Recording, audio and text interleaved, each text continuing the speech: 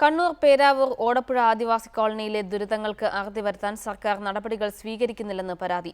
ശൈശവ വിവാഹങ്ങളും അവിവാഹിതരായ അമ്മമാരുടെ എണ്ണവും കോളനിയിൽ കൂടിയെന്ന് കണ്ടെത്തിയതിനെ തുടർന്ന് നിരവധി ആശ്വാസ പദ്ധതികൾ പ്രഖ്യാപിക്കപ്പെട്ടെങ്കിലും നാളിതുവരെ ഒരു പദ്ധതിയും ഇവിടെ നടപ്പിലാക്കപ്പെട്ടില്ലെന്നും ആരോപണമുണ്ട്. ഇതാണ് പേരാവൂരിലെ ഓടപ്പുഴ ആദിവാസി കോളനി. പകുതി തകർന്ന വീടുകൾ, ചുമരും മേൽക്കൂരയുമില്ലാത്ത അടിസ്ഥാനങ്ങൾ, കുടിക്കാൻ ശുദ്ധജലമോ കഴിക്കാൻ റേഷനരിയോ പോലും ഇല്ലാത്ത ദുരവസ്ഥ ഓടപ്പുഴ കോളനിയെ വല്ലാതെ വലയ്ക്കുന്നുണ്ടെന്ന ഒറ്റനോട്ടത്തിൽ തന്നെ ആർക്കും മനസ്സിലാകും. ഇതിനൊക്കെ പുറമെയാണ് ശൈശവ വിവാഹങ്ങളും അവിവാഹിതരായ അമ്മമാരുടെ പ്രശ്നങ്ങളും.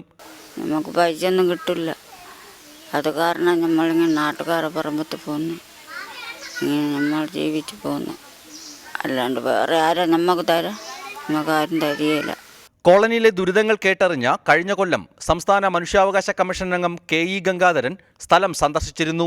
ഒപ്പം പ്രദേശത്തെ LP സ്കൂൾ അപ്ഗ്രേഡ് ചെയ്യണമെന്നും സ്ത്രീകളിൽ വർദ്ധിച്ചുവരുന്ന മദ്യാസക്തി കുറച്ചുകൊണ്ടുവരാൻ ബോധവൽക്കരണം നടത്തണമെന്നും കമ്മീഷൻ നിർദ്ദേശിച്ചിരുന്നു. എന്നാൽ ആരും ഇത് നടപ്പിലാക്കിയില്ലെന്നതാണ് വാസ്തവം. വകുപ്പ് മന്ത്രി PK ജയലക്ഷ്മി ഓടപ്പുഴയിലെ അനാഥ കുട്ടികളെ സംരക്ഷിക്കുമെന്ന് പ്രഖ്യാപിച്ചതും വെറും വാക്കായി.